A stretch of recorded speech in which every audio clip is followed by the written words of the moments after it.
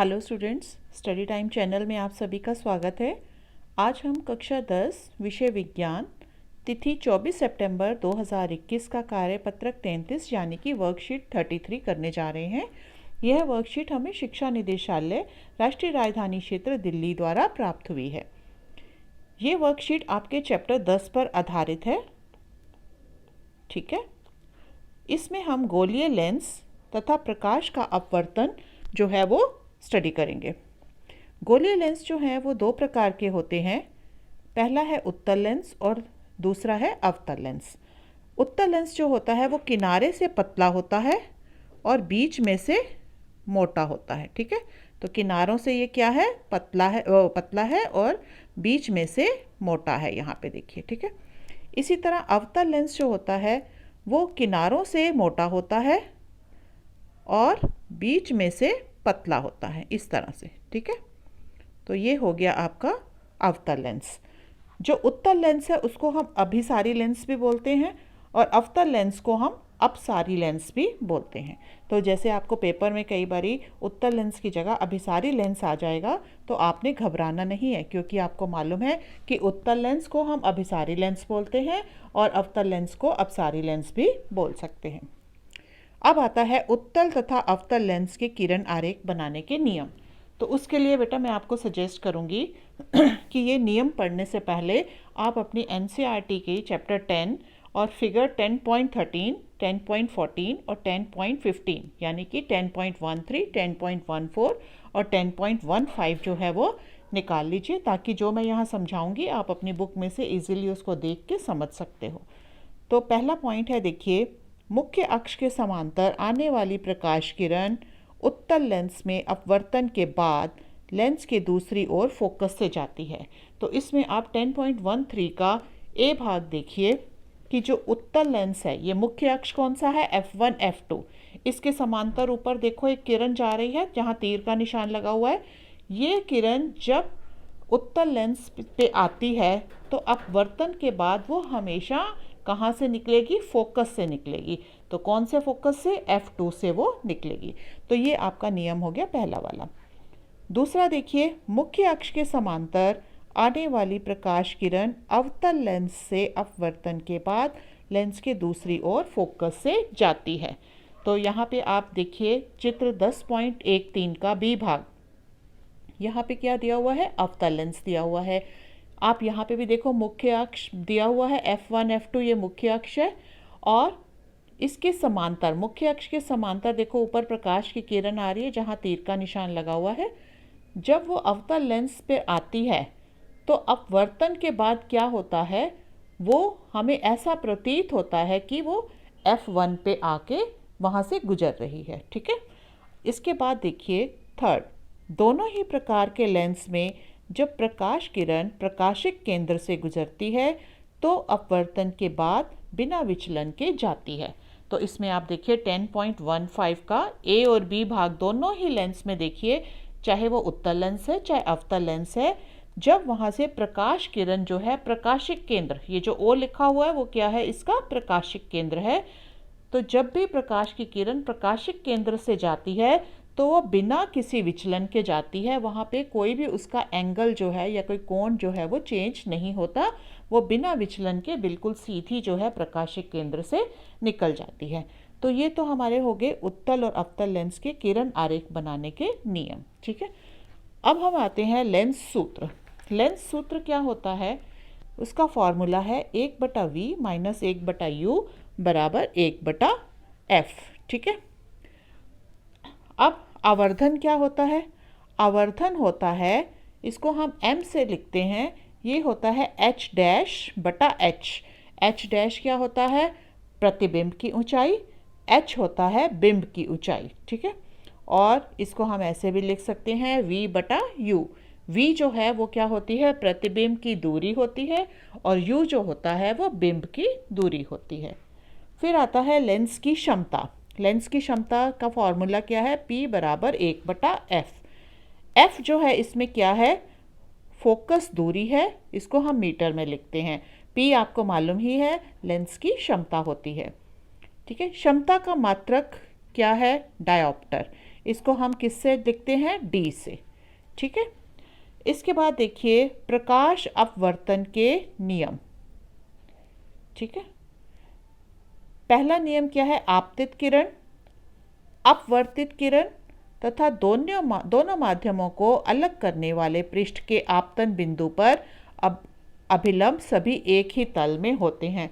मतलब जो आपतित किरण है और जो अपवर्तन के बाद जो किरण अपवर्तित किरण कहलाती है जो वो, और दोनों माध्यम को अलग करने वाला पृष्ठ जो है कि आपतन बिंदु पर अभिलंब जो होता है, वो तीनों चीज़ें जो है सभी चीज़ें एक ही तल पर होती हैं। दूसरा नियम है प्रकाश के निश्चित रंग और माध्यमों के युग्म के लिए साइन आई, आई क्या है? आपतन कोण, साइन आर, आर क्या है? अपवर्तन कोण का अनुपात स्थिर होता है। इस नियम को स्नेल का नियम भी कहते हैं। तो आपसे ये भी पूछा जा सकता है कि स्नेल का नियम क्या होता है, तो आप ये वाला पूरा नियम जो है ये सारा आप लिख दोगे। ठीक है। तो स्थिरांक किसके बराबर होता है? साइन आई बटा साइन आर। ठीक है। नेक्स्ट देखिए अपवर्तनांक। अपवर्तनांक क्या होता है? माध्यमों के युग्म में प्रकाश की गति के अनुपात को अपवर्तनांक कहते हैं। जैसे कि हमें मालूम है कि हर एक अलग अलग माध्यम में जो है प्रकाश की गति अलग अलग होती है, तो अलग अलग माध्यमों के युग्म में प्रकाश की गति के अनुपात को हम क्या बोलते हैं? अपवर्तनांक बोलते हैं। इसको हम लिखेंगे n से। क्या है? माध्यम 1 में प्रकाश की गति बटा माध्यम 2 में प्रकाश की गति। उसके बाद देखिए निरपेक्ष अपवर्तनांक। यदि माध्यम एक वायु या निर्वात है, तब माध्यम 2 का अपवर्तनांक निरपेक्ष अपवर्तनांक कहलाता है। मतलब अगर पहला माध्यम जो है वो वायु या निर्वात मतलब बिना वायु के है, तब माध्यम 2 जो है उसका अपवर्तनांक क्या हो जाएगा?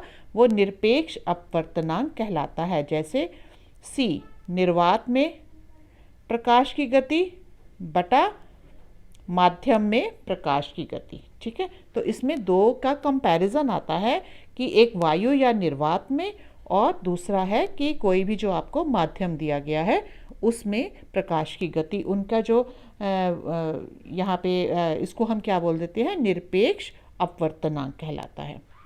फिर उसके बाद देखिए उत्तल या अवतल लेंस के लिए वस्तु की विभिन्न स्थितियों के लिए बिंब की स्थिति, बिंब की प्रकृति और बिंब का आकार तथा अपवर्तनांक के लिए एनसीईआरटी पाठ्य पुस्तक अध्याय 10 देखें। तो मैंने आपको बताया ही था। तो ये जो अवतल लेंस और उत्तल लेंस द्वारा जो है बने प्रतिबिंब की प्रकृति, स्थिति और साइज़, वो आपको 10.16 और 10.17 में एनसीईआरटी की बुक में बहुत क्लियर आपको डायग्राम दिए गए हैं। जो मैंने नियम आपको समझाए हैं उस पर आधारित ये आप डायग्राम खुद प्रैक्टिस करने की कोशिश कीजिए। और अगर आपको ये इसमें कोई प्रॉब्लम आ रही है तो आप कमेंट सेक्शन में मुझे कमेंट कर दीजिए, ताकि मैं इन रे डायग्राम्स का एक अलग से वीडियो बना के डाल दूँगी। अब हम आते हैं अभ्यास के प्रश्नों पर। पहला देखिए, उत्तल लेंस के लिए वस्तु के समान आकार का प्रतिबिंब प्राप्त करने के लिए वस्तु को कहाँ रखना चाहिए? तो ये आप उत्तर तभी दे पाओगे जब आप इन सबको अच्छी तरह से बनाने की प्रैक्टिस कर लोगे। ठीक है। तो मैं आपको बता देती हूँ कि उत्तल लेंस के लिए वस्तु के समान आकार का बिंब प्राप्त करने के लिए वस्तु को कहाँ रखना चाहिए? वस्तु को रखना चाहिए 2F1 पे। ठीक है। तो इसके लिए आप यहाँ पे चित्र देखिए 10.16 का C भाग। ठीक है। 10.16 का C भाग, उसमें ये बात बहुत क्लियर है। ठीक है। वो चित्र आप देखोगे तो आपको तुरंत समझ में आ जाएगा। सेकंड है, यदि किसी लेंस की फोकस दूरी 15 सेंटीमीटर प्लस 15 सेंटीमीटर है तो लेंस का प्रकार लिखो। तो आपको मालूम है कि उत्तल लेंस जो होती है उसकी क्षमता धनात्मक होती है, मतलब प्लस होती है, और जो अवतल लेंस होता है उसकी क्षमता ऋणात्मक होती है, मतलब माइनस में आती है। तो यहाँ पे प्लस में है तो इसका मतलब लेंस कैसा होगा? उत्तल। ठीक है। अब आते हैं तीसरे प्रश्न पे। निम्न से किसका उपयोग लेंस बनाने के लिए नहीं किया जा सकता? जल, प्लास्टिक, कांच, क्ले मिट्टी। अब देखिए जल जो है पारदर्शी है तो इसका हम उपयोग कर सकते हैं लेंस बनाने के लिए। प्लास्टिक का भी पारदर्शी है, कांच भी पारदर्शी है, लेकिन क्ले मिट्टी जो है वो पारदर्शी नहीं है, इसलिए हम इसका प्रयोग जो है लेंस बनाने में नहीं कर सकते। अब देखिए प्रश्न नंबर 4।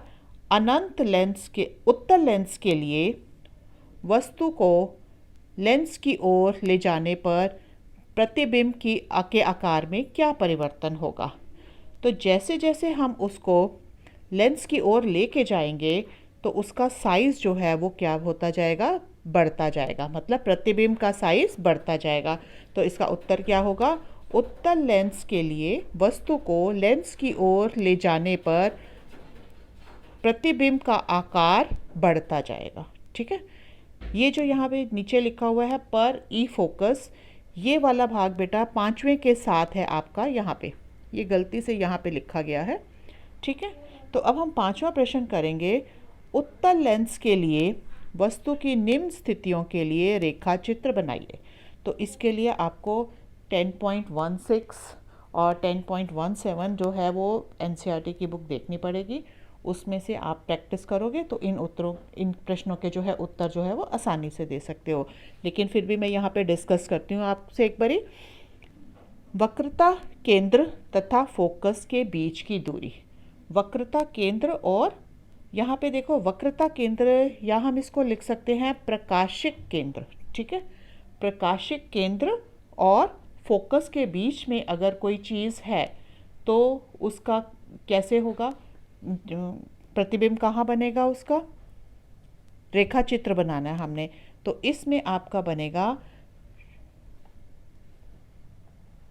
देखिए वक्रता केंद्र और फोकस के बीच, वक्रता केंद्र और फोकस के बीच में आप देखिए आपका है 10.16 का एफ भाग है। ठीक है।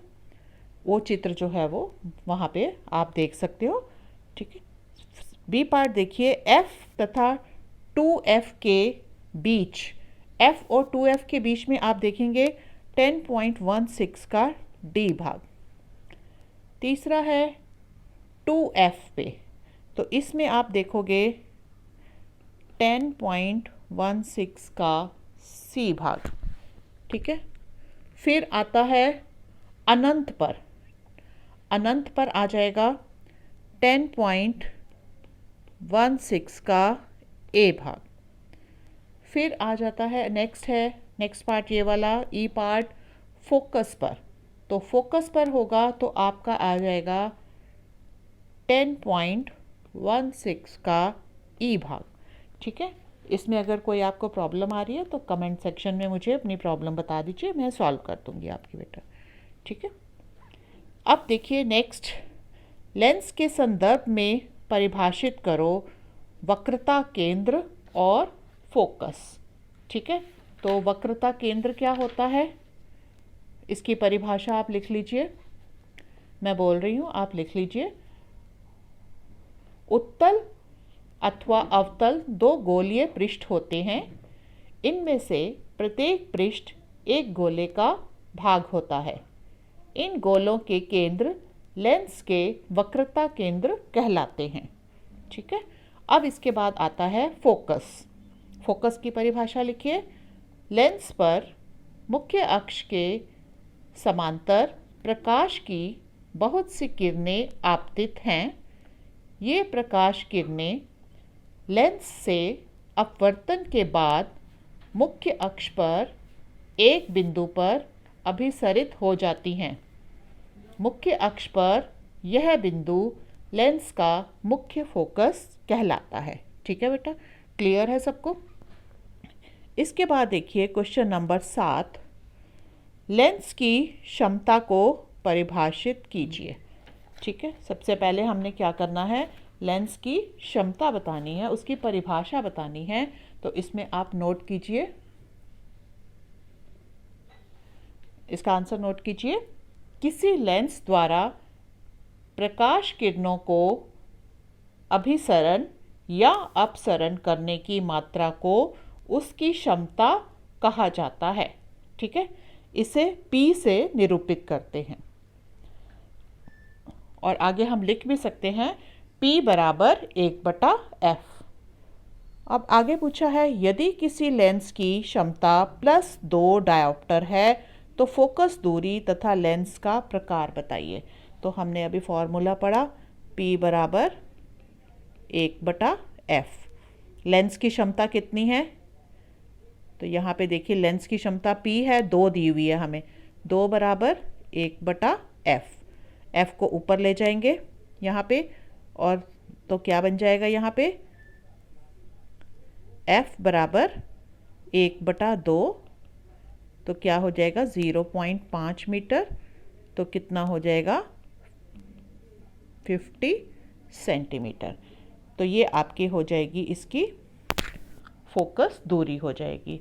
और लेंस का प्रकार कैसा होगा, ये लेंस का कैसा होगा, क्योंकि ये प्लस है तो मैंने आपको बताया था जब धनात्मक होता है तो लेंस कैसा आता है, उत्तल होता है। तो यहाँ पे वैल्यू जो है वो किस में आ रही है, प्लस में है, तो इसका मतलब ये लेंस कैसा होगा, उत्तल लेंस होगा। तो बेटा इसी के साथ आपकी ये वर्कशीट समाप्त होती है। अगर आपको ये वर्कशीट अच्छी लगी है और आप फ्यूचर में और भी वर्कशीट्स जो हैं अपने सब्जेक्ट से रिलेटेड देखना चाहते हैं तो मेरा चैनल सब्सक्राइब कीजिए। और अगर आपको ये वीडियो अच्छा लगा है तो लाइक और कमेंट ज़रूर कीजिए। थैंक यू बेटा।